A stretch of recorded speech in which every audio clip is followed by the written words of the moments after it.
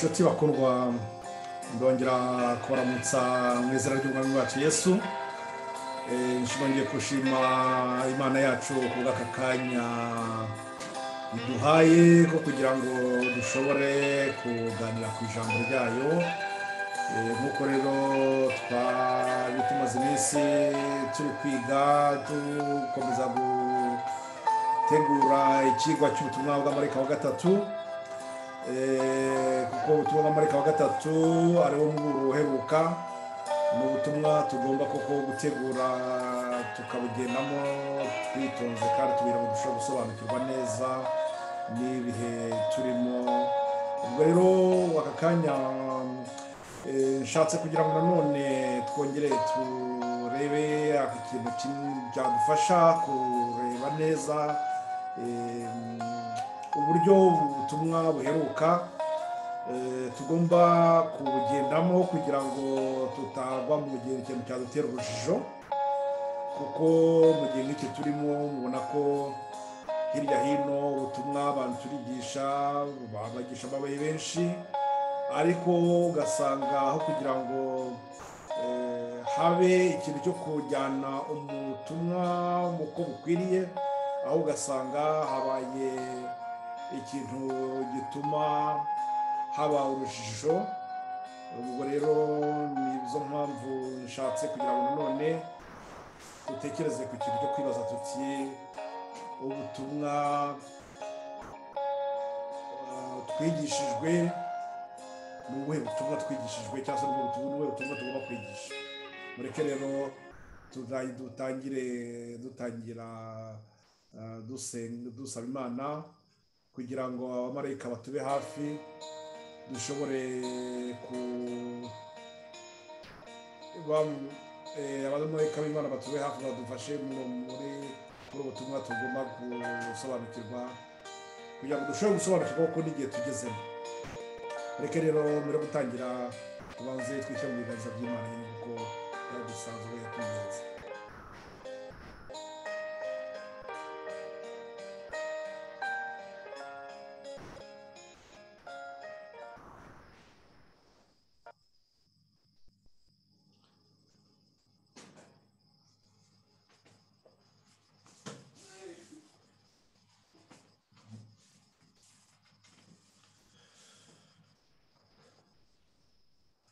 Data wera, mwami Imana yacu,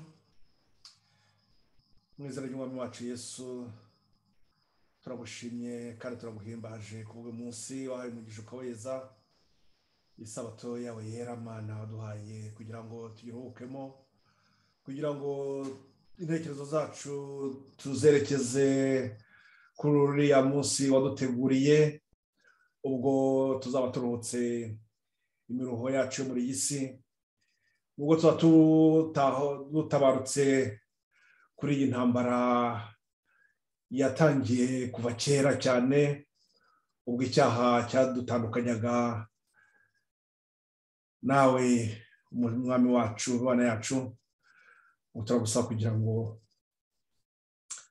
aka kanya katukorere imigisha, ariko imigisha mwami turagusaba kugira ngo uburenganyize uko turi utweze udutunganye, kugira ngo dushobore kwakira imigisha uduha. Ndakwereka bene data n'ubu batatane mu mpande z'iyi si, ubwo duha imigisha utuha ubutumwa bwiza bwo mu gihe tugezemo, ubwo urushaho kudusobanurira data, ndakwinginga nawe ngo bose nabo buri wese mu ntege nkeya, mu bumenyi bukeya, utwongerere ibikwiriye kugira ngo turusheho gusobanukirwa n'ubushake bwawe n'inzira y'agakiza utuyoboramo, bityo natwe dushobore kuba abahagaze mu byera, dufasha abana no kugenda muri iyo nzira. Data ngwino duhe dukomeze ibindi byose bidukwiriye byatuma tuzaganwa nawe, bitwogerere mu izina ry'umwana wawe Yesu Kristo, amen.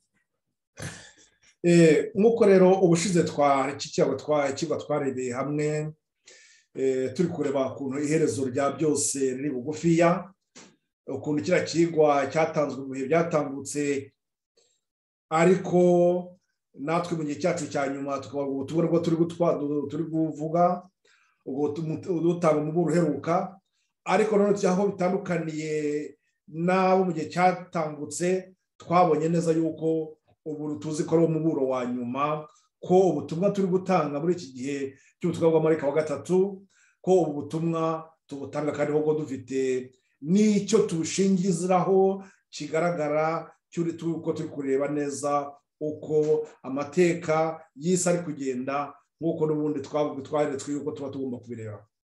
Muri aka kanya rero nk'uko nashatse kugira ngo turebe neza twebwe ku ruhande rwacu mu gihe nk'iki giki turimo, kugira ngo dushobore gusobanukirwa ubutumwa dutwaye, ubutumwa twigisha, mbese turebe tuti ubutumwa tubwiriza ni ubutumwa bumeze bute. Impamvu nshaka kubiganisha muri buryo bwo kubyumva ni ukugira ngo abantu benshi cyane bari mu madini hirya hino, cyangwa se n'aho duteranira hirya hino, kugira ngo tugerageze kureba neza ikintu kitwereka yuko ubutumwa turimo, ubutumwa dutwaye, cyangwa se ukuri, mbese turebe niba bihamanya ko ukuri kw'ijambo ry'Imana. Igihe kibitera cyane, ariko nicyo ngira ngo tuze kurebaho cyane, turebe yuko ahanini uburyo twiga ijambo ry'Imana, kubera kuryiga nabi bituma n'ubundi koko nabwo turisobanukirwa nabi, bityo tukaba twafata imirongo y'ibyanditswe tukayiha ubusobanuro cyangwa se tukayishyira mu mwanya utari uwabo, bigatuma noneho tudashobora kumva n'igihe tugezemo. Ariko kandi noneho tukongera twebwirwa nuko yuko ngo ijambo ry'Imana ritangwa ku buryo bwumvikana neza, ngo ku buryo n'umwana mutoya cyangwa se n'umuntu wese utarigize yasobanukirwa iby'amasomo yo muri iyi si, yo ku by'ubuhanga bwo muri iyi si, nawe aba ashobora gusobanukirwa n'ijambo ry'Imana, inzira y'agakiza, akaba yasobanukirwa n'ubutumwa bugomba kuba nyine bwamuhesha agakiza, kuko nicyo twese tuba tugendereye. N'ubu bwose tuba twiga, ugasanga ibitabo ni byinshi cyane, turasoma byinshi hirya hino, ariko byose burya ngo tuba tugomba kubizana tukabihuriza ku ngingo eshatu, arizo ngira ngo twongere mbibutse twari twarazirebyeho, ariko noneho turihere kuri izo ngingo eshatu z'ubutumwa bwiza, bituze gutuma none dushobora kureba naho turi kugenda tugana, noneho tuze kureba n'izo ngorane z'uburyo bwo kutiga neza ibyanditswe, aribyo bituma habaho urujijo, bigatuma n'umuntu ijambo ry'Imana ryigishwa mu buryo butari bwo. Reka uko tubisanzwe rero bamwe tukurikirana, nkoreshe uburyo bwo kubasangiza taburo tuba turi gukoresha, ibyo kugira ngo mushobore mwese kubibona, bishobore kubafasha igihe nzaba tugeze umwanya wo kubikurikira twiga ubwacu twenyine, tuzajya dushobora kubibona neza, bidufashe dushobora gusobanukirwa. Reka rero ubwo ni nk'uko bisanzwe, ni video nirangira bari kunkurikira kuri Facebook, kandi basuhuze mwese. Ubwo nituzirangiza turaza kubikora ko na video ko bisanzwe bize gutuma none mushobora gukurikira neza. Ubutumwa rero turi kwibaza ikibazo kivuga ngo wabwirijwe ubuhe butumwa, cyangwa se mbwiriza ubuhe butumwa. Ubwo ndabivuga abigisha, arabigishwa, ibyo byose bagombye kujya babyibaza bakareba niba iki kibazo bakiramutse bakibajije, ndetse yenda hari n'abahura bakaganira hagati yabo bakavuga ati mbese ni ubuhe butumwa wabwirijwe. Kugira ngo iyo icyo kintu cyabagaho, byajya bituma nibura abantu bashobora gufata umwanya wo gusuzuma, bakareba ko niba bahagaze mu ijambo ry'Imana, bahagaze uko biri.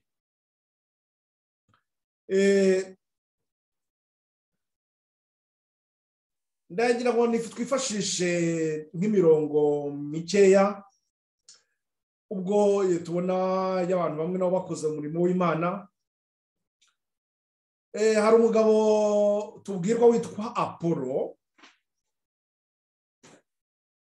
yigishije muri Efeso, tubibona mu byakozwe n'intumwa ku gice cya 18 umurongo twahera ku murongo wa 24 kugera ku 26. Ntabwo twabisaba byose, ariko ubwo tuzi ko ubwo ngo yari gukora umurimo muri Efeso, yagomba gukomeza akagera ni Korinto. Ariko noneho twebwe nagira ngo twifashishe aya magambo kuko harimo ikibazo kihuye n'ibyo turi kwibaza. Uyu mugabo w'umuyuda witwaga Apolo wari wavukiye muri Alexandria, kuvukira muri Alexandria ni mu Egiputa. Bukeye ngo agera muri Efeso. Yari umuntu w'intyoza w'umunyabwenge kandi akaba n'umuhanga mu byanditswe. Uwo yari yarigishijwe inzira y'umwami Yesu. Yagiraga umwete mwinshi mu mutima avuga ibya Yesu kandi abyigisha neza, ariko yarazi umubatizo wa Yohana gusa.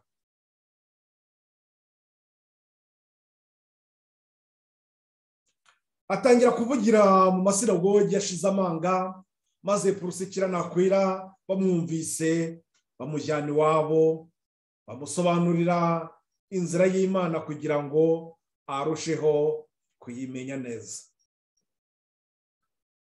Muri amagambo dusomye imirongo 3 turi kubona ko kuri umurongo wa 24 uyu mugabo yari umuntu w'umuhanga koko, umuntu w'umunyabwenge, umuntu uzi kuvuga, ushobora kuba koko yakangurira abantu, mbese bavuga ko ari umuntu uzi kwigisha pe. Ariko mu byo yigishaga byose biragaragara yuko ngo yari afite, hari ibyo atarasobanukiwe, ibyo byerekeye iby'inzira y'umwami Yesu, hari ibyo yaratari yarasobanukiwe.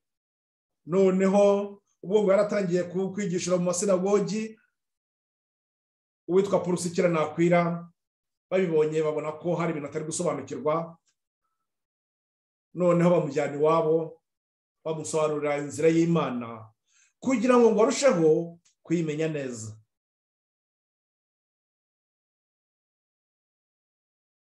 Ikigaragara nuko ngo ahangaha ibyo yavugaga byerekeye n'umubatizo, ntabwo yari yarigeze amenya ko umubatizo w'umwuka wera, ntabwo yari amenye ibyo ari byo yavuga ngo yari afite umubatizo gusa wa Yohana. Nibyo yari yarigishijwe byose, nibyo yarasobanukiwe. Aha hantu impamvu nshatse guhera kuri cyo, hari n'izindi ngero zindi twabona, ni ukuvuga ngo dushobora guhura n'abigisha, umwigisha akaguha ubusobanuro bw'ikintu cyangwa akagufasha mu kigwa runaka kuko bikagufasha. Ariko nk'uko twabibonye ubushize kuri cya kigwa twize tubereka byerekeranye n'iherezo, twabonye yuko hari mu gihe umuntu aba adafite umucyo wose. Ibyo ntabwo ari kuvuga ko aba ari umukozi wa Satani, oya, ahubwo nibwo busobanuro aba afite, ariko Imana ikamukoresha muri iki gihe. Aha ngaha kigaragara nuko ngo nubwo yigishaga bwose hari intambwe yakoraga kandi yari ifite uyu mwanya wabo. Turakomeza twigiye imbere, turaza kubona neza icyo ushaka aho ushaka kubaganisha. Ndagira ngo tugerageze kureba, tuvuge ngo niba turi kwigisha no dutanze n'ubutumwa, dushobora kwibwira ko ubwo butumwa hari umumaro bugize, kandi uwo mumaro ukaba atari none atavuga ngo nibyo herezo, nibyo birahagije, ahubwo ko hagutwa kumva yuko hari ibindi bintu none bikenewe, ndetse nanjye uri kubitanga ntabwo byo kumva ko nanjye hari ibindi nkeneye. Nk'uko uyu mugabo Apolo nawe w'intyoza wari umuhanga, nawe hari ibindi yagize ate, hari ibindi yari akeneye. Reka dukomeze turebye nanone, twifashishije tuvurebye n'amagambo nanone tuyaza kuza kudufasha. Ndagira ngo tuyasoma, tubona muri Mateyo igice cya 24, twibuke ko Matama igice cya 24 ariho Kristo atanga ibyerekeranye n'ibyo kugaruka kwe. Ubwo nagira ngo ahubwo twumve neza yuko igihe ubwo yaratanze ubutumwa bwe, igihe yari gukora umurimo we, igihe yarashoje, twazenda tukibona gatoya, hari icyo yarashoje ubwo yaraje. Uwo mucunguzi wari utegerejwe imyaka n'imyaka ubwo yaraje, ariko noneho twagombaga kugira itera none hari ikindi gihe none kigomba kuzaza mu gihe cya nyuma cyo kugaruka. Ariko byose bigiye none muri Matayo 24 yavuze ngo ibyo kugaruka kwe cyangwa se nanone ibyo kurangira k'umurimo w'ubutumwa bwiza, cyangwa se kurangiza inshingano yari yarafashe yo gukiza umunyabyaha, yagomba kugira igihe kizarangirira. Noneho aho ngo mu gice cya 24 nibwo atwereka ibyirangira igihe cya nyuma kizaba ari byegeze. Niho noneho ubwo tuvuga mu gice cya 24 yabigereranyije ngo no kuribuka kwa Yerusalemu. Ariko noneho akimara kubivugira abigishwa be n'abandi bari aho ngaho, maze ngo ageze ku musozi wa Elayono ku gice cya 24 wa gatatu, niho ngo batubwire ko ngo yari yicaye ku musozi wa Elayono. Abigishwa baza aho ari biherereye, baramubaza bati, tubwire ibyo bizaba ryari n'ikimenyetso cyo kuza kwawe n'ikimperuka y'isi ni ikihe? Yesu arabasubiza ati, mwirinde hatagira umuntu ubayobya, kuko benshi bazaza bigita izina ryanjye bati ni njye Kristo, bazayobya benshi. Ariko uwihangane, none dukomeje ku murongo wa 13 baratubwira ngo ariko uwihangana akazageza igihe cy'imperuka, ubwo yamaze gubahe kwereka ibimenyetso byose ukuntu bizaba bimeze, aravuga ngo ariko none umuntu uzihangana akageza igihe cy'imperuka niwe uzakizwa. Kandi ku murongo wa 24 ngo kandi ubu butumwa bwiza bw'ubwami buzigishwa mu isi yose, ngo bube ubuhamya bwo guhamiriza amahanga yose, nibwo imperuka izahera ko ize. Ubu butumwa tubwiye ngo ubu butumwa bw'ubwami buzagira bute? Buzigishwa mu isi yose, ngo bube ubuhamya bwo guhamiriza amahanga yose, nibwo imperuka izahera ku ikaze. Icyo twagombye kwibaza ahantu, ubwo uyu murongo wa 14 ubwo butumwa bwiza buvugwa ni ubuhe? Aricyo gituma none bagarura kuri kiriya mutwe twavuga tuti ubutumwa twabwirijwe ubuhe butumwa, cyangwa se twebwe ubwacu twigisha ubuhe butumwa? Kugira ngo niba mwibuka neza ibyigwa twatangiranye bwa mbere, aho naberekaga iby'inzira y'agakiza, nagerageje kubacira imirongo migari mbereka uko Adamu wari umaze gutandukana n'Imana kubw'icyaha, ko yahawe isezerano ry'uko azacungurwa. Ariko noneho muri we hari ibintu yagombaga yaribazaga ati, nzacungurwa gute? Mbese uwo mucunguzi wanjye wazaza ryari?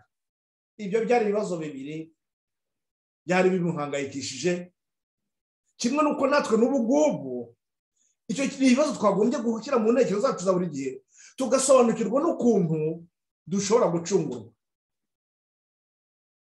Mbese kuko ducungurwa dute? Mbese kuko dukira icyaha gute? Yenda umunyabyaha, ariko se icyaha nzagikira nte? Nibyo twaje kuzabona yuko Imana yaje kuzasubiza icyo kibazo Adamu yibazaga hashize imyaka myinshi cyane, ibinyejana, kuko byaje gutangwa igisubizo cyaje kuzaboneka ubwo ubwoko bw'Imana bwari buri mu butayu buvuye mu Egiputa, buvuye mu bubata. Kuko nanone iyo tuvuze ububata twahita tubugeranya n'icyaha. Uburyo bari bavuye mu bubata mu Egiputa bagiye hehe? Bagiye Kanani. Nibwo Imana no yaberetse ishaka kubereka uburyo ugucungurwa kwabo uko kuzagenda. Ubwo bari bacungwa byaberekaga ko ibereka Imana ibwira Mose mu gice cya mu gitabo cyo Kuva igice cya 25 umurongo wa 8 ndetse n'uwa 9, yobwira ngo ku murongo wa 9 avuga ngo reba ishusho y'ubuturo buri mu ijuru, maze nanyu nyubakira ihema hano nze mbane nawe. Aho ngaho niho none twabonye yuko ngo hari iryo hema ryubatswe ryari rifite ibyumba bibiri. Ibyo byumba bibiri ari byo byatwerekaga ngo ibi byagomba gukorerwamo, ibi ari byo byerekanaga ngo bishushanya umurimo uwo mucunguzi utegerejwe azakora kugira ngo ibyaha uwo munyabyaha cyangwa se umunyabyaha nkatwe none ngo dushobore kugira dushobore kuba gukiranuka. Twabonye yuko icyo kigwa uko Imana yari gitanze byagira ngo nyine abantu bashobora gusobanukirwa n'uburyo agakiza kabo kadashobora kuboneka. Ariko murumva ko icyo gihe harabashije igihe kingana iki? Hari imyaka myinshi yari imaze gutambuka. None twakwibaza ngo ubuhe butumwa bari bafite icyo gihe bari guhabwa? Ubwo butumwa bwiza, iyo nkuru nziza y'agakiza tubona muri Yesu Kristo, uwo mucunguzi agomba kuzaza.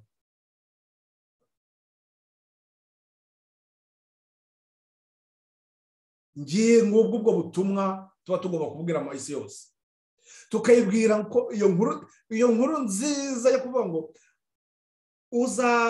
wari umunyabyaha warucireho iteka, warutandukanijwe n'Imana, ariko noneho ushobora kongera koko ukaba muzima, ugakizwa, ukongera ugakira ukaba muzima. Twabonye amagambo ari mu Bafilipino ntabwo nabasomera, ariko igice cya 2 umurongo waho wa 19 aho batubwira ko ngo Imana niyo idutera ubushake bwo gukunda ibyayo ndetse ikaduha n'imbaraga zo kugira zo kubigenderamo. Ni ukuvuga ngo Imana nanone niduha ubushake bwo kurwanya icyaha ndetse ikaduha n'imbaraga zo kugira zo kukiresha. Iyo nkuru nziza y'agakiza tubonera muri Kristo Yesu, iyo nkuru nziza yari ihawe Adamu na Eva yuko bazagira bari baciwe muri Edeni, bakaba bahawe iryo sezerano yuko ngo bazongera guhura n'Imana yabo. Iyo nkuru nziza niyo twongera tukabona yuko ngo ubwo butumwa ari byo bigaragara mu murimo Kristo adukorera wo kuducungura. Uko kuducungura kandi bikagira mu ntambwe 3. Muri izo ntambwe 3, mu ntambwe ya mbere ariyo irebana n'iyo kwezwa no gutunganywa, noneho bityo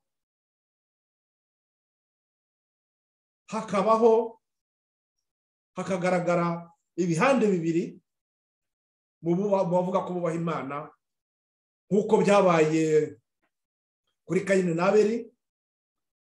Kayini nawe na Abeli bose bitwaga ko ari abantu babaga bari abantu bose basenga, ariko byagaragaye yuko Kayini we koko atarari mu buryo nyabwo, ahubwo yari afite ibindi bimuhangayikishije. Ibyo none nibyo byagaragaye kuri Yuda na Yohana, ubwo bose babaga barabigishwa ba Kristo. Ntabwo biza tubwira ko Yuda hari ikintu kimwe yagize asiba, yabaga ari kumwe na Yesu n'abandi bigishwa bose bari kwigira hamwe, ariko Yuda we ntabwo yigize agira ubushake bwo kugira ngo agire ahinduke, kubera ko ngo umutima we yahitagamo kunangira kugira ngo adahinduka, kuko yabonaga ko ijambo ry'Imana riri guciraho iteka ibyo yishimira. Ibyo ngibyo nanone nibyo Kristo natubwira mu buryo bw'umugani w'abakobwa 10 atubwira muri Matayo mu gice cya 25 tugasanga ko ngo harimo abakobwa 5 b'abapfu. Abo 5 abakobwa 5 b'abapfu bo n'ubwo bwose baga barasobanukiwe n'ijambo ry'Imana, ariko ntabwo bigize bitegura bikwiriye. Ibyo ngibyo nanone nibyo nanone Kristo aduhana mu buryo bwo bugani urukungu n'amasaka meza, atwereka yuko ngo nubwo bwose yose yajyaye mu murima muri uwo murima hari harimo urukungu ku buryo rutari kuzagira umusaruro wifuzwaga. Ibyo nibyo bitwereka ko ngo ubutumwa bwiza ngiki cyo gukora nuko umugabo ushobora gutandukanya iki ibyo bihande bibiri bigaragara, abubaha Imana nyakuri n'abagira bate n'abafite urindi nzira binyuriyemo, abikomereje inzira imeze nk'iya Kayini yo kuvuga ngo twe tubikora ibyo twishakiye. Ubutumwa bwiza rero twigisha cyangwa se twigishijwe bwagombye kuba bugize bute bugenda bugana kuri izo ngingo uko ari 3. Ingingo ya mbere ni tubwira ibyerekeranye no kwihana. Indi ngingo ya kabiri ikaba nyine ari tuganisha mu byo kwezwa, ari byo kwezwa cyangwa no gutunganywa. None ingingo ya gatatu ikaza ikatubwira ibyerekeranye nuko hari urubanza. Amagambo twaya kigikira dukoresheje turebye amagambo ari muri Yohana igice cya 16:8. Ntabwo nirwa nyamfata umwanya kuyasoma, muyamufata umwanya mu gisomere. Yohana igice cya 16:8 niho batubwira Yesu tubwira ko yagomba yaragiye gusubira mu ijuru, none akababwira yuko ngo azaboherereza umufasha, ngo uwo mwuka wera naza azigisha azemeza isi ku by'icyaha, azakira abantu mu gutungana, none azabwira n'ibyerekeye n'iby'urubanza. Ayo magambo mufata kandi mwongere muyasome neza namwe, noneho mwumve ko izo ngingo 3 tuzihamya dukoresheje umurongo wa Yohana igice cya 16:8. Icyo umwuka wera ugomba kudukora nuko umwuka wera utwemeze yuko turi abanyabyaha, ukaduhana gukiranuka kugira ngo dushobore kugera mu nzira yakiza. Ndetse twakongera tukayahuza, ndetse twayahuza nanone n'amagambo none tubona mu rwa 2 rwa Timoteyo igice cya 3 umurongo wa 16 aho tubona kubyanditswe byera byahumetswe n'Imana bikagira umumaro wo kutwigisha, wo kutwemeza, maze bikatura muza gukiranuka kugira ngo umuntu w'Imana abashyitse kandi yiteguye kugira ate kugira ngo abe yakora imirimo myiza yose ikwiriye. Ngiki cy'ubutumwa bwiza rero tugomba kwigishwa, ngiki cy'ubutumwa bwiza bugomba kwigishwa, ugomba kuganaho, wabugomba kutwereka zira ntambwe uko ari 3 zigasobanuka kuri buri wese, tukumva ko ari ntambwe ya mbere yabaye yo kuhamagarira abantu kugira ibyiringiro ku mucunguzi wabo.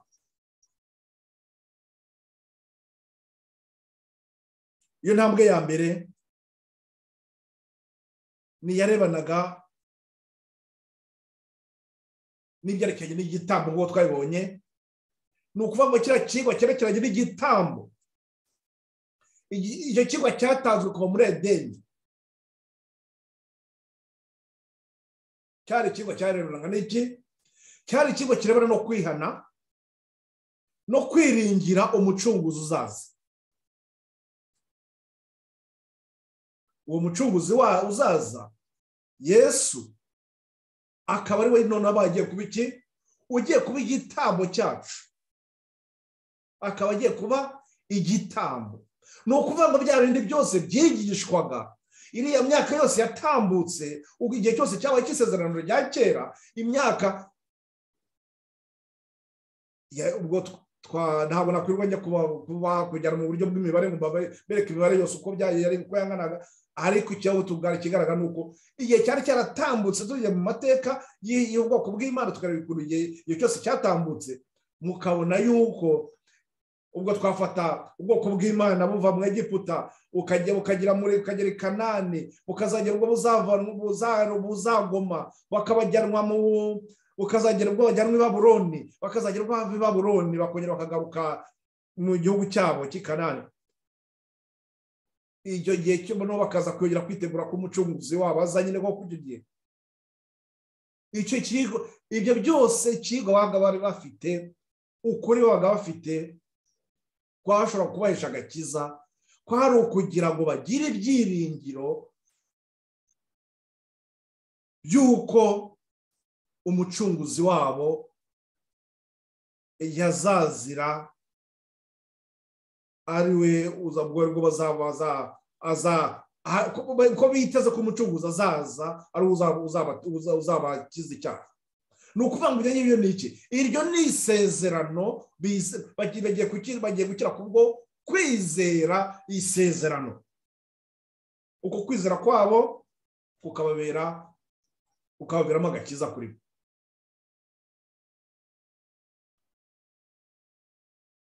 Icyo gitambo cyatangwaga n'icyo kigwa cya mbere cyo ariyo byavuga ko Yesu hazabona uwo mucunguzi azabera igitambo.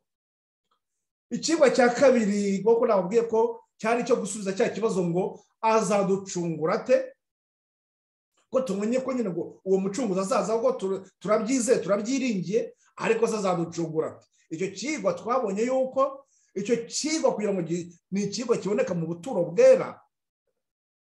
Muri ubu buturo bwera abari kumurikira kuri Zoom murabona ishusho n'abandi ndayibohereza mu mwanya. Ni uko iyo turebye mu buturo bwera ni uko tubona ko hanze y'ihema hari igicaniro. Iki gicaniro n'ubundi ni ukuvuga ngo ni cya kigwa cya mbere noneho kigiye kugira gite hagiye kwiyongeraho ikindi kintu cyo kuvuga ngo dore uko noneho bya bintu bizakorwa, dore uko wa mucunguzi wanyu azabigenza. Ni uko noneho ikigo kirebana n'ihema, ibibera mu ihema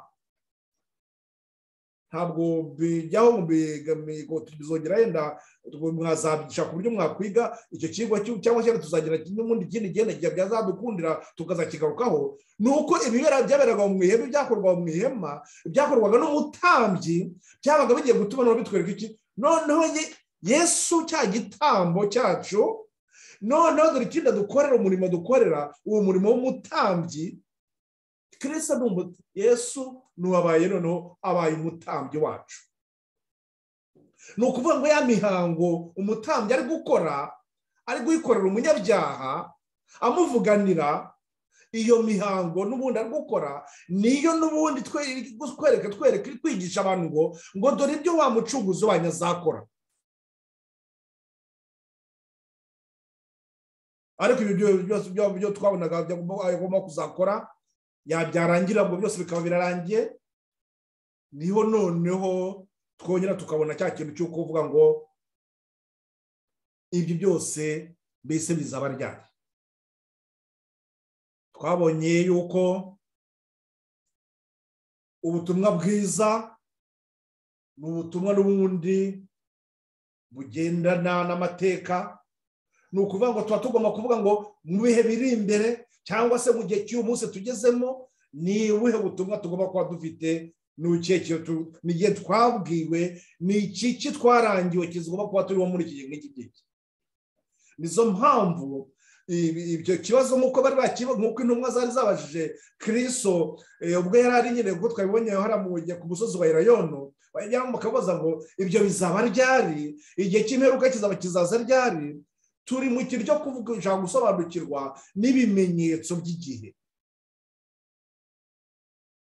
ni ukuvuga ngo bwa butumwa dutwaye, ubwo butumwa twigisha, tuba tugomba no kujyana abantu tukabereka neza aho igihe tugeze, aho tugeze mu ngubu, tukabereka n'ibindi n'igihe kiri imbere yacu gisigaye, kugira ngo abantu bagerageze kubisobanukirwa neza, na wa murimo Kristo adukorera, ko wa murimo nawe ugeze uri hafi kurangira, tukamenya ko ibyaherezo nyine rigeze, cya gihe cy'imperuka, cya gihe cya nyuma ko cyegereje. Ariko ibyo ni ukuvuga ngo niba turi kubyigisha, twagombye kuba dushobora kubisobanukirwa, dushobora kubisobanurira abantu aho bigeze. Niho noneho kugira ngo abihuza na cya kigwa twarebye ubushize, cy'uko twagombaga gusobanukirwa neza ni itandukaniro riri hagati y'ubutumwa Petero, Yohana cyangwa se intumwa zatanga muri kiriya gihe cyazo cyo kuvuga ngo iherezo rya byose riri bugufi, none n'ubutumwa turi gutanga muri iki gihe turimo. Mbese rero tukabirebana turebeye mu bimenyetso by'ibihe, ibimenyetso by'igihe. Ni ukuvuga ngo turi kureba iki? Amateka y'isi uko ari kugenda. Aya mateka y'isi ntabwo ari kubaho atunguranye, kuko Imana n'ubundi nayo nabyo yarabyandikishije. Nidusoma amagambo ari mu rwa mbere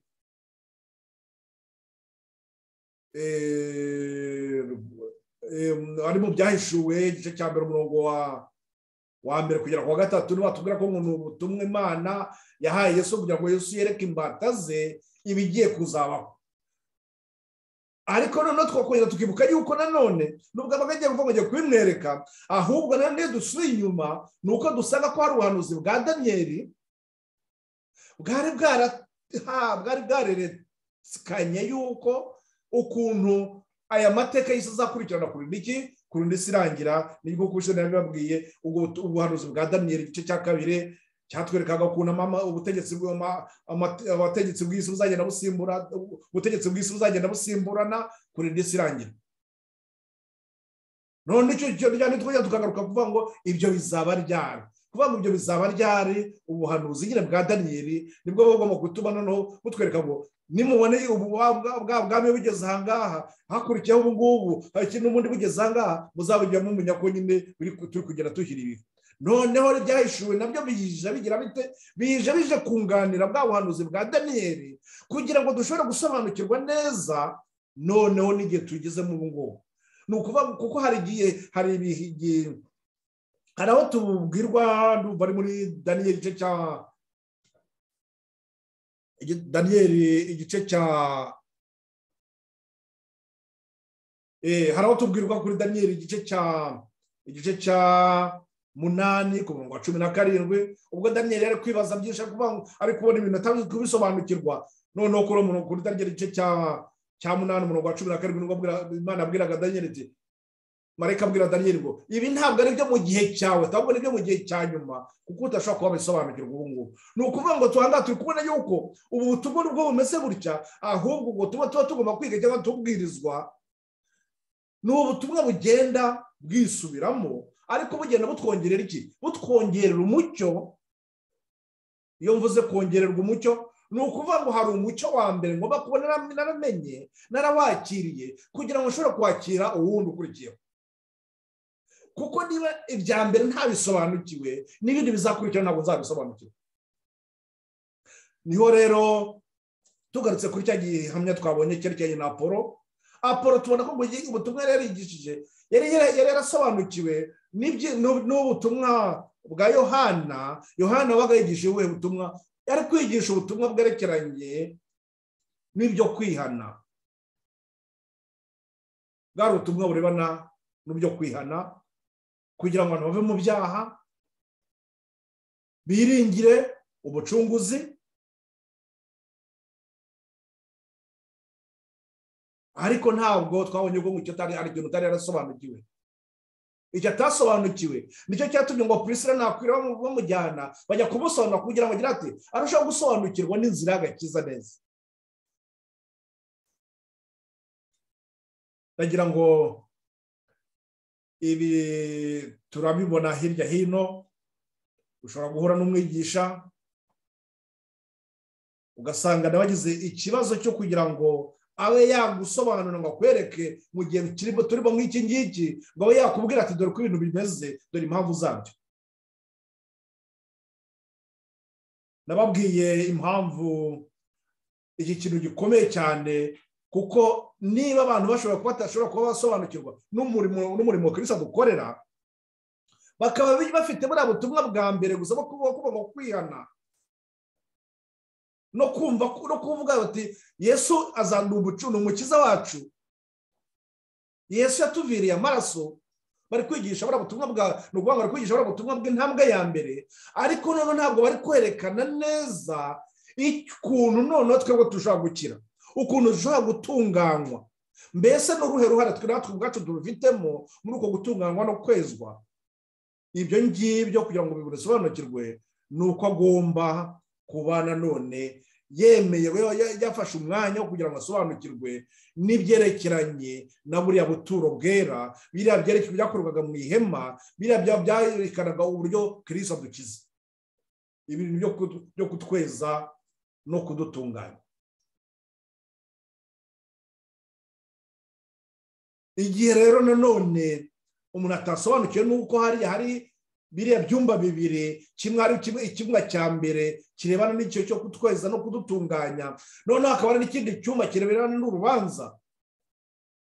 Ntabwo yakwirirwa ajya kwibaza, ntabwo ajya kwibaza amateka n'umuntu avuga ngo mbese bizaba ryari cyangwa ubwo ntabwo yigeze asobanukirwa n'impamvu yabyo. Ariko neza twibuke yuko noneho Matayo igice cya 24 Kristo arigisha abantu akabwira ati igihe cy'imperuka dore ukuntu bizaba bimeze, dore uko ibintu bizaba. Noneho bigatuma abantu bagira bati mwumva ko iherezo rya wa murimo n'ubundi Kristo dukorera rihari, hari iherezo rihari. Ngaho rero ingorane ziri, twibuke yuko igihe ubutumwa bwatangwaga, ubutumwa buheruka, n'abasobanuriye ubutumwa bwerekeye n'abamarayika batatu, naberetse yuko hari ikintu kirengagijwe cyanzwe n'abandi bari guhamagarira ubwo butumwa bwo kubaha Imana no kwihimbaza. Ubutumwa bwa marayika wa mbere bwari butanzwe n'abari abagorozi bo ku gihe cya Mirere. Ikibazo cyavutse cyari gikomeye, cyari cyo kugira ngo babahaye umucyo gusa kugira ngo bababwire bati dore ubuhanuzi bwa Daniyeli, dore ibyahishuwe. Hari cya gice Daniyeli atari yarigize asobanukirwa, igihe cyayo cyari kigeze cyo kugira ngo bagisobanukirwe. Noneho bashobora kuba babwira abantu, babereke neza aho ibihe bigeze, bashobora kubajyana mu mucyo w'igihe cya nyuma. Mwibuke amagambo twabonye y'uko byahishuwe igice cya mbere umurongo wa mbere kugera kwa 3, bavuga ngo ni ubutumwa Imana iha Yesu kugira ngo Yesu yereke imbata ze, ayerekeye imbata ze bigiye kubaho. Noneho ku murongo wa 3 bakavuga ngo hahirwa usoma n'usomerwa ibiri muri ubu buhanuzi, ndetse akagira ate akabyitondera. None nanga turi kubona yuko ngo icyo byagenze biti, abantu ubwo banze uwo mucyo bahitamo kuwufungirana, banga gusobanukirwa n'ibyo by'ubuhanuzi. Niba bari banze ku byo by'ubuhanuzi, ni ukuvuga ngo byabagora kwerekana iki n'ibimenyetso by'ibihe, ntabwo bashobora gusobanukirwa n'ibimenyetso by'ibihe. Mbese ubutumwa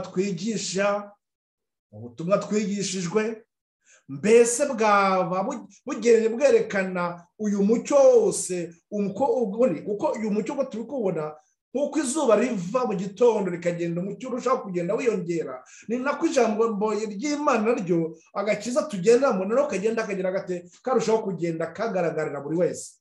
Niho batwereka ko kiriya kigo cyamaze imyaka myinshi cyane, cyabaga cyigisha abantu kwihana.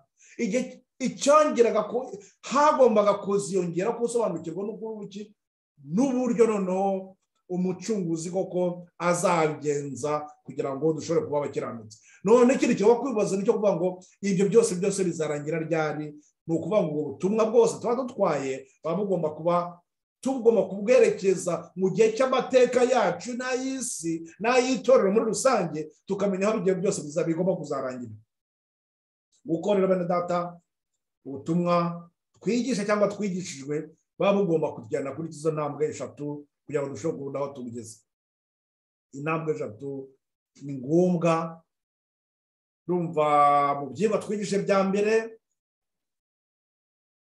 naberetse izo ntambwe eshatu ko ukuntu zigiye zikurikiranye, kandi gusa nkaho ndi gusa kubasubiramo, ariko icyo nshaka no kugira ngo hari ahantu ushaka kugira ngo ku kindi kigo tuzakurikira mu kanya kijyanye, nshaka kugira ngo mbereke ikibazo dufite gikomeye cyerekeye no kuri ubutumwa bwa marayika wa gatatu, kuko noneho uburyo twahawe bwo kugira ngo dushobore kwiga, kugira ngo dusobanukirwe, kugira ngo ubutumwa bwiza twiga bushobore gusobanukirwa buri wese, kuko bibaye ari ibintu kuko bikomeye cyane ku buryo ababwigisha bagomba kubanza kujya kwiga amashuri ya teolojiya.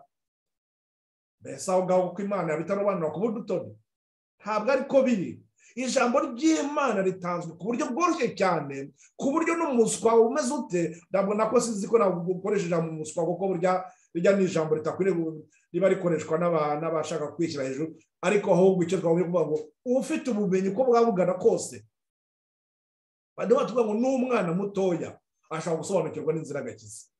Ni ukuvuga ngo dushatse kubifata neza kugira turebe ko ibyo bishoboka, ni ukuvuga ngo bareba babayeho mu gihe cya mbere cyose, babaga bazi yuko ngo niba akoze icyaha ni uko ugomba kujyana itungo, ukajya kureba umutambyi, ukavuga ibyaha byawe, noneho ugakata ijosi ry'icyo gitungwa cyawe n'ukavisha amaraso, ubwo hasigaye ukisubirira imuhira, ayo maraso ubwo umutambyi akaba ari we yakomezanya akajya kukuvuganira.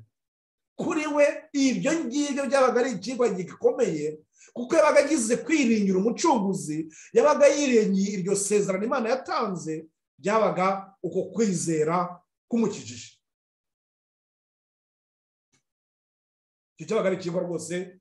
Urumva ko uwo mwana waruragiye ayo matungo, akaba abona itungo rimwe bararijyanye, akaba azi impamvu babijyanye, akaba yende iwabo n'imuhira babanje kumera ko bijya kurijyana, babanje kuvuga ati dore ibyaha byacu tugomba kujya gusaba imbabazi. Ubwo byabaga bimuhanyirije no gukiranuka, byabaga urumva ko ashobora kuba umukiranutsi kubwo kwizera iryo sezerano. Aha kuri igihe cya Kristo, noneho Kristo ubwaje we yaje nk'igitambo, noneho agatangira akigisha abantu, akabereka iby'inzira y'agakiza, akabereka n'akavuga ati dore n'ibimenyetso uko bizaza, uko bizagenda, nzadagiye kandi nzagaruka. Abo ngabo nabo hari ikindi kintu bongerewe, ariko numva ko nanone ntabwo iki ari ikintu gikomeye cyane, kuko uzasanga nubwo Kristo abaga ari kubigisha, yagendaga agira ati, yagendaga abaha ibimenyetso byinshi, akagira icyo akareba nk'umuhinzi, akamubwira ati ubwami bwo mu ijuru buhanye n'iki, akabereka akabuto gatoya, akavuga ati aka kabuto nugatera hariya kazakura, akabaha ingero nyinshi akurikije yahabye abantu barimo, ku buryo wari umuhinzi ari ikigo cyoroshye cyane gishobora kumvikana. Fashe nk'urugero rwenda nihuta, urwo rwuruke n'umuhinzi, niyo batubwira ngo haba hagomba kugira umwanya wo kugira gutegura ubutaka, ukahinga, ukahinga neza, ukahanoza neza, noneho hakagira igihe cyo gutera imbuto. Niyo mbuto yabiguye n'ibinaguye ubaza kwishyira mu butaka, wowe bwawe n'ubuhinzi nta kindi ufite gukora kindi, uretse ko nyuma yaho ubwo haza iki, haza imvura ya mbere. Imvura bavuga ngo ni imvura y'umuhindo. Iyo mvura ikazatuma igihingwa kizakura, akavura imvura kujya kugwa kigakura, kikagera ubwo noneho kigera igihe cyo kugira gute, cyo kwera imbuto. Imbuto zaba zimaze kugaragara, zikazakenera indi mvura ya nyuma yo kugira ngo zigire zirusheho gukomera no guhisha, maze zigire mu gihe cy'isarura. Ubutumwa bukaba burumvikanye muri izo ngingo zimwe gusa. Igihe cyo gutegura ubutaka ari cyo kiraba na ntambwe ya mbere yo kwihana. Ikindi cya kabiri, icyo cyo kwezwa no gutunganywa, ari cyo cyerekanye n'igihe cyo igihingwa kizakura, noneho kikagira gite, nyuma yaho kikagira igihe cyo kuzana imbuto, cyo kwera imbuto.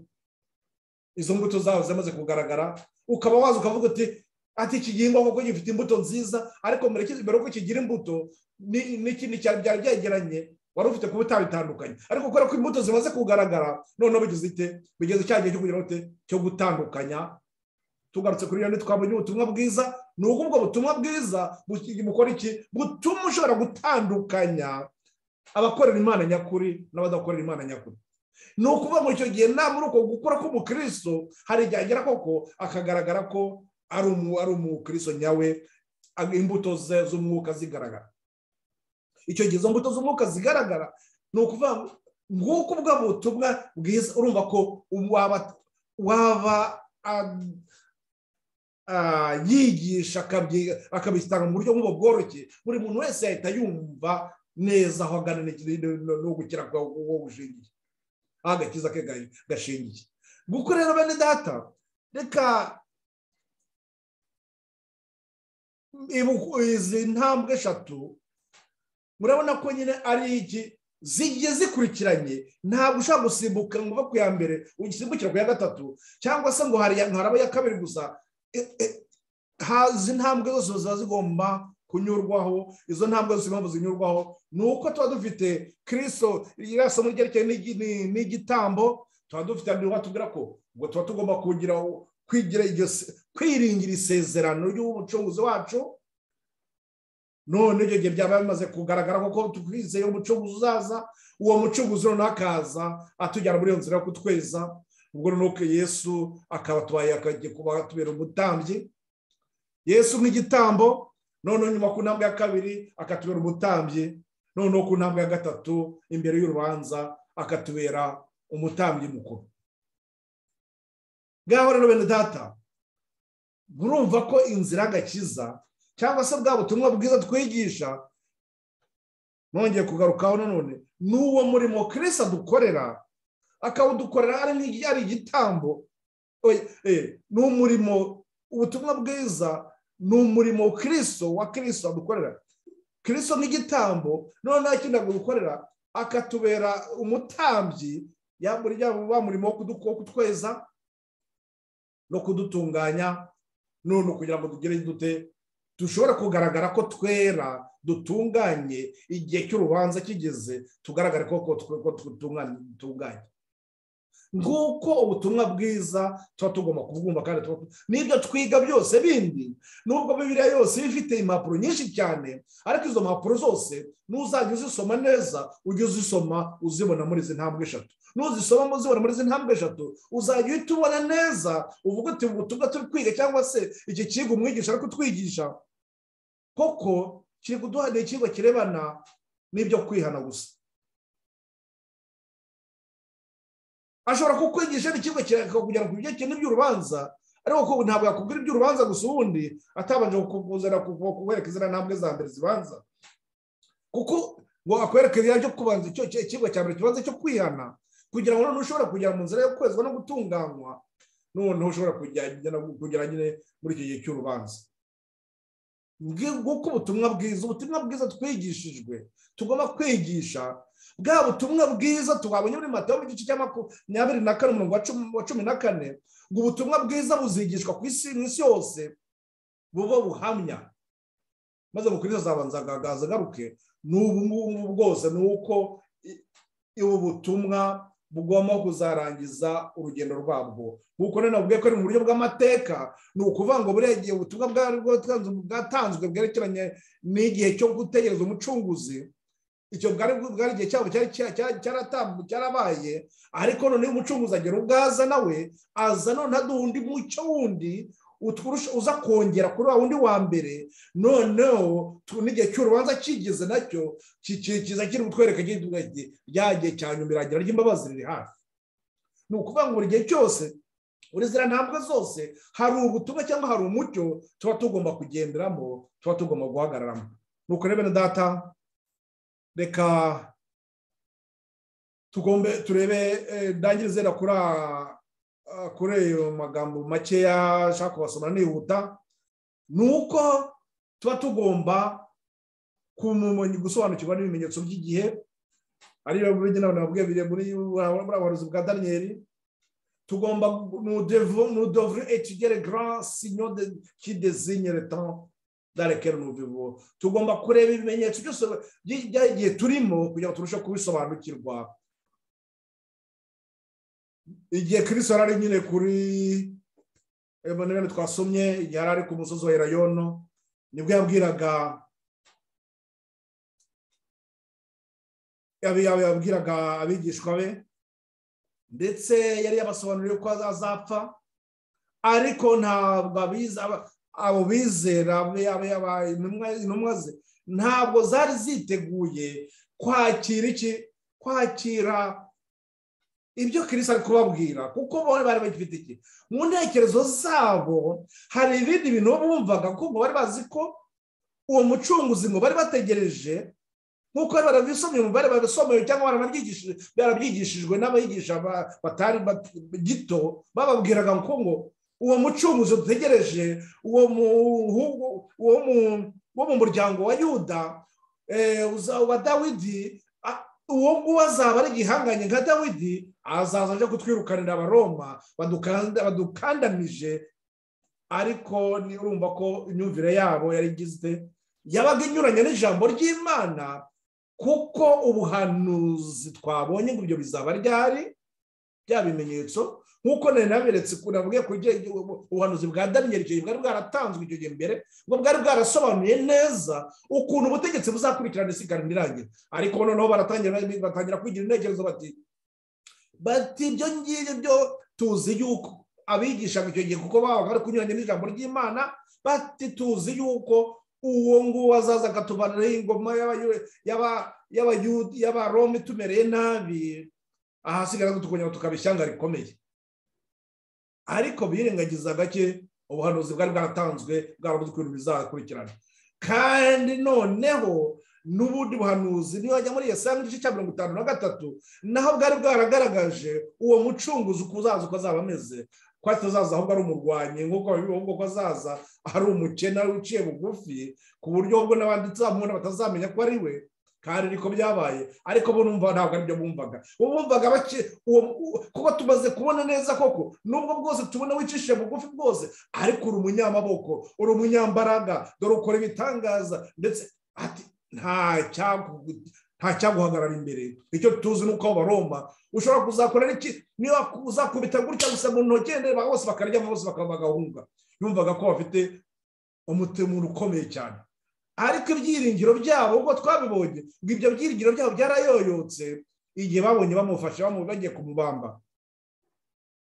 None hano batubwira ngo nta nubwo abamarayika bari biteguye kugira ngo bashyire mu ntekerezo zabo iby'ubwo butumwa bwiza, ariko bo ntabwo bari bageze, imitima yabo yari kure cyane. Imitima yabo yari kure cyane.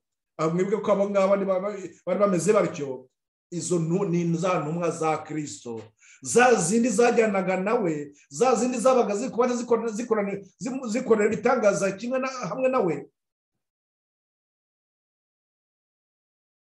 zikora umurimo, ziri gukora ubutumwa nawe hamwe nawe. Ariko bumva ko bari hehe, bari intekerezo zabo zari zibereye hano. Ntabwo Imana yahitaga ibacyahira ako kanya. Nuko ibi twese izi ndatuzi mu ntege nke zacu, kimwe na kure nawe twabonye bya Apolo nayo yabaga afite ubutumwa ari gutanga, ariko nubwo bwose butaba butari kujya muri icyo gihe yaragezemo. Muri icyo gihe agombaga kugusobanurira abantu, basobanura yuko umwuka wera wayaje kugira ngo afashe abizera. Icyo kintu ntabwo rero agisobanukiwe, ariko ntabwo bivuga ko atari umukozi w'Imana. Ngira ngo icyo kintu bene data nifuza ko abantu cyakumvikana mu ntekerezo za buri wese, kuko none icyo gihe cyo bidufasha, bituma noneho ntawagombye kugira ipfunwe y'uko wenda hari ikintu yigishije kitari ukuri. Byagombye kumvikana neza yuko icyo kintu nigishije nubwo mu gihe runaka kitari ukuri, ariko noneho dore ahubwo koko ndagisobanukiwe, akumva ko yakoraga umurimo w'Imana n'undi koko atari gukora atamukozi wa Satani. Izo ntumwa ntabwo zari ziteguye kwakira imvugo iyo ari yo yose yazishaka gutandukanya n'ibyo bari bizeye. Ariko noneho ahangana batwereka ko byagenze bite, ibyo bari bo bariteze byagize bite, byose byarayoyotse. Igihe kigeze twavuga yuko baratunguwe. Nuko rero bane data, icyo kintu tuba tugomba kugira gute, kugenda ku bimenyetso. Izi ntumwa iyo ziba zarafashe amagambo y'ubuhanuzi bwari yaratanzwe, niyo twareba bwa Daniyeli, ariko kureba n'abari abahanuzi bandi bose bari baragiye bavuga ibya Kristo, ntabwo bagombaga ko baraguye iki, baraguye mu rudubi nka ruriya. Ntabwo baraguye mu gucika intege kuriya, kubera ko bari barakize intekerezo iki, bari barafashe intekerezo mu mitwe yabo. Izo ntekerezo barazihawe n'abigisha babo babigisha gito, izo nyigisho babaga barazibahaye, ariko izo nyigisho ntabwo zabaga zuhuye n'ijambo ry'Imana. Izo mpamvu rero biba bidusaba kugira ngo niba turi kwiga cyangwa turi kwigishwa, cyangwa twigishwa, tuba tugomba kugira n'undi mwanya uhagije wo kugira ngo twongere dusuzume, twongere turebe niba koko ibyo turi muhagazemo bihuye n'ijambo ry'Imana. Cyane cyane twita kuri za ntambwe eshatu naberetse. Izo ntambwe eshatu nizo zirushaho kutwereka n'aho tugeze, kandi zikaba zafasha n'umuntu uwo wese gusobanukirwa n'agakiza tugomba guharanira, ndetse bidufasha no gusobanukirwa neza yuko hari ikuzimu naho tugomba kwirinda, kuko icyo gihe cy'urubanza hari kizagaragaza ibyo bihande bibiri. Hari bamwe bazabagana mu irimbukiro, hari abandi bazabagira ate, baraganwa na Kristo. Ubwo twebwe rero tugomba guharanira iki, guharanira iryo juru Kristo adutegurira. Icyo kitubona nanone ni uko ainsi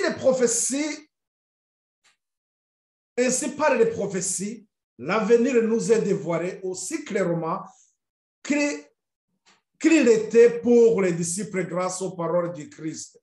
Les événements liés à la fin du temps d'épreuve et à l'œuvre de préparation du temps de trouble nous sont clairement présentés. Mais les multitudes n'ont pas plus de connaissance de ces importantes vérités que si elles n'avaient jamais été révélées. Mu magambo makeya mu Kinyarwanda uko batubwira ko yuko ngo ubuhanuzi butwereka iby'igihe kiri imbere. Ubwo nahita mbibutsa biriya twabonye muri Matayo 24. Ubwo buhanuzi bwose bwaratanzwe rwose neza ku buryo bwumvikana, nk'uko bwari bwarabwiwe nanone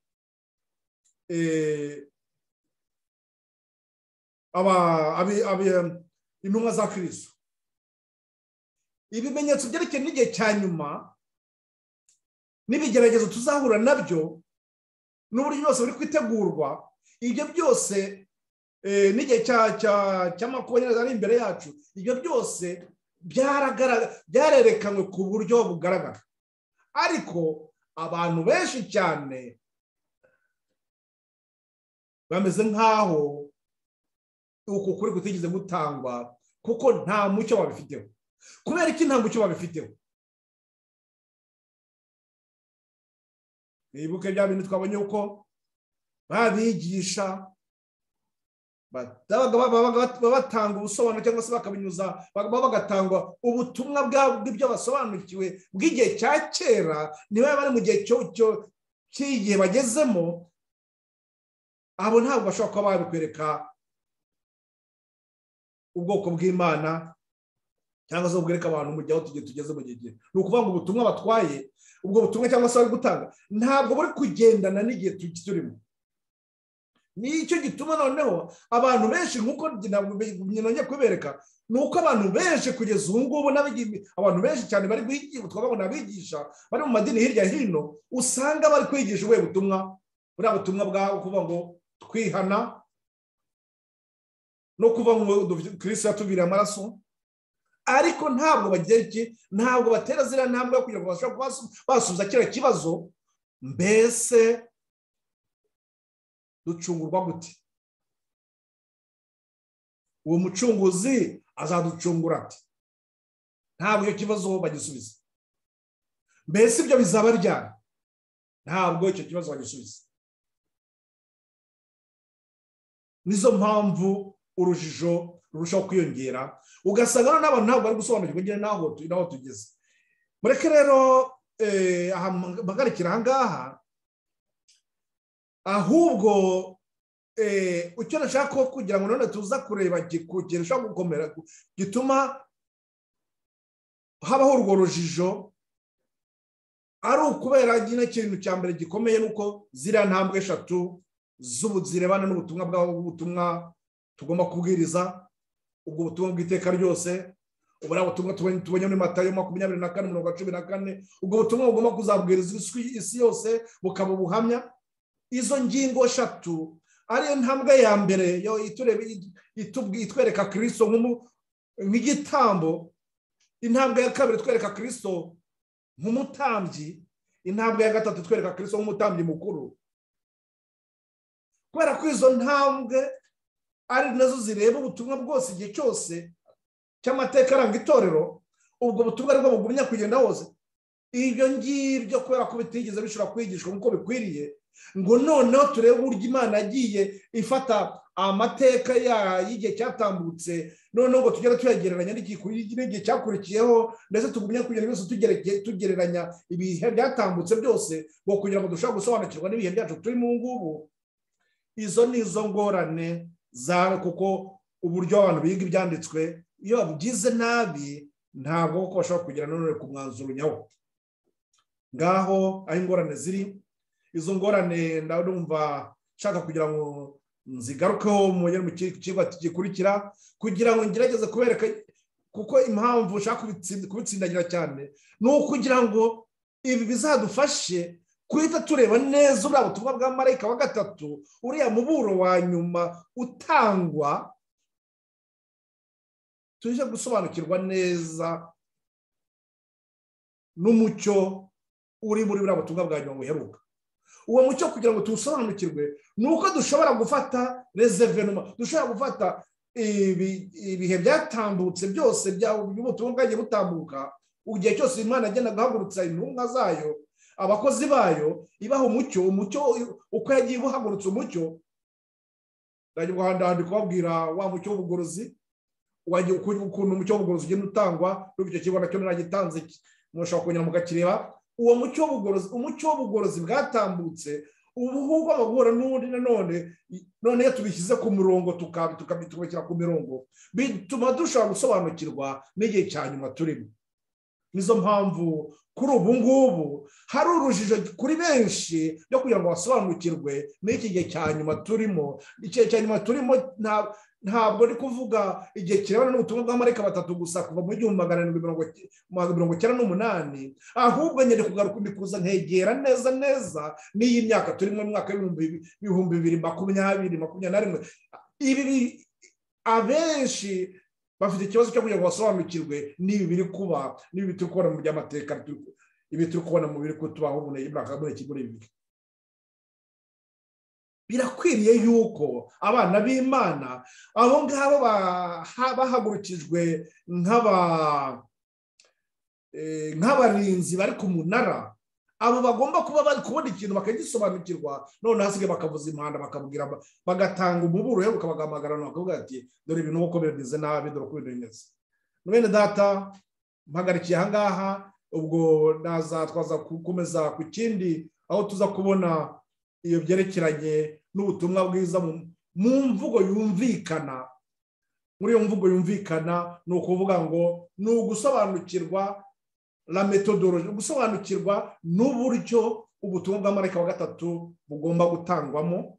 Ariko si ubutumwa bwa marayika wa 3 gusa, ahubwo n'ubutumwa bwose bwatambutse bya kera byose, hari uburyo Imana yari yarabutanze cyangwa se yarabusabye ko bwagombye kwigwa. Aricyo cyatumaga n'ubundi bariya bose tumaze kubona, haba ari ziriya ntumwa, mu gihe cy'amateka yatambutse harageraga bakagwa mu gihe cy'urujijo, ntibashobora gusobanukirwa n'ibihe barimo. Kuko iyo baramuka baramushoboye gufata ibyanditswe neza bakabishyira ku mirongo nk'uko byari biri, bagomba guhita basobanukirwa n'igihe cyabo barimo. Ntabwo bagomba kuba baribeshye kundi, ariko urumva ko byarabaye. Ariko mu byose ngo byabaye kugira ngo tubigire biti, kugira ngo twebwe tugisohora n'igihe cya nyuma bitwigishe dushobore kugira ngo kuzatsinda intambara iheruka. Kuko niba turi kubona neza ni ukuvuga ngo turi kurangiza amateka y'iyi ntambara yatangire muri Edeni. Twebwe rero turi ku gihe cya nyuma cyane. Birasaba yuko uyu mucyo wose watambutse mu bihe byatambutse, uwo mucyo wose wari uriho kugira ngo twigishe twebwe turi mu gihe cya nyuma dushobore kuwusobanukirwa, dushobore gusobanukirwa n'impamvu zabyo. Ngo nk'uko izuba rirasa mu gitondo rifite umucyo mukeya, umucyo ukagenda wiyongera, natwe niko twebwe ngo turi mu gihe cya nyuma dufite umucyo mwinshi kurusha abatubanjirije. Nuko rero bene data, mureke dushimire Imana yacu ku bw'aka kanya n'ibi byigwa n'amagambo akomeye yongeye kutwibutsa yuko tugomba kugaruka ku ntambwe eshatu, de trois grandes vérités salutaires.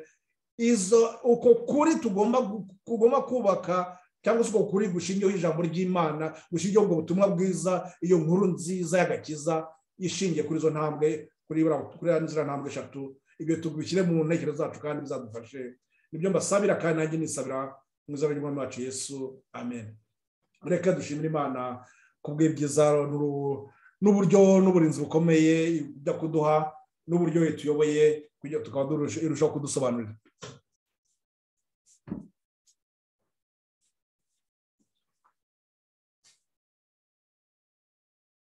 Turagushima Data wera, Mwana yacu, uburinzi bukomeye bubana natwe igihe cyose, urushaho kutwereka yuko uri umunyempuhwe, uri umunyembabazi.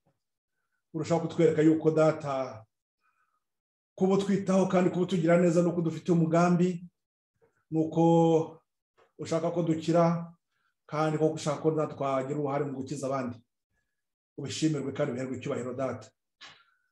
Kuba wongeye kutwereka, wongeye kutwibutsa umurimo wahagurukirijwe kugira ngo umuntu umunyabyaha akire, ukatwereka uburyo ibyo byose bibaho, ukaba kandi ari uburyo kugira ngo nanone udufashe gusobanukirwa n'inzira nyakuri kugira ngo tutavaho tuyoba.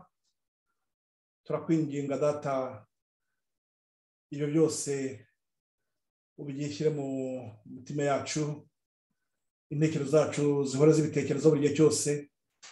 Ni muri ubwo buryo Data nsabira bene Data batatane impande z'iyi si, ari aba ngaba turi kumwe Mwami, twari turi kwigana iki kigwa, ari abazabikurikirana mu bihe biri imbere.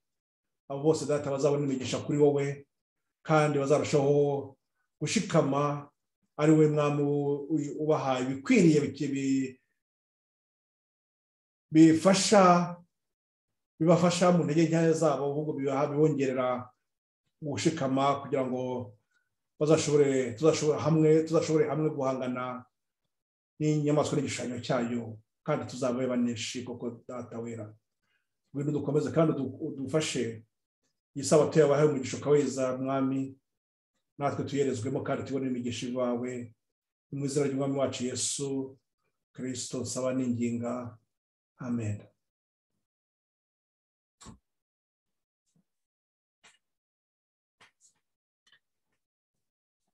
Mwari mwami kunkurikira kuri Facebook, namwe ndabashimira mwese ndikubona, ndabasuhuza. Ubwo ndashaka kugira ngo yenda kuko ari mu buryo ndi gutegura kira kigo cya Marayika wa gatatu, shaka kugira ngo kirusheho kumvikana cyane. Byaba byiza ko twongeye kubona akanya yenda mwatwabikurikira hamwe, cyangwa se yenda ikigo mwazagikurikirana nenda nyuma, ariko mu mwanya nko minota 30 nibongera ngaruke kugira ngo nkomeze ikigo cya Marayika, uburyo ubutumwa bwiza mu mvugo yumvikana, uko nende kubereka yuko hari uburyo tugomba kwiga ibyanditswe kugira ngo tudashobora kujya gutagwa mu rujijo, tutanyuranya n'ijambo ry'Imana ari kutubwira. ubwo twaza kugera mu kanya ubishoboye imana y'ubunye kubaba hafi ibafashe muri byose.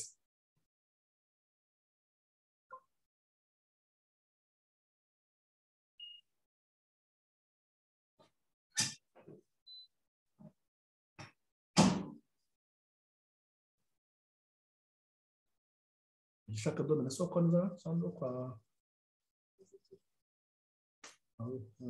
tubona ari mu Bwana.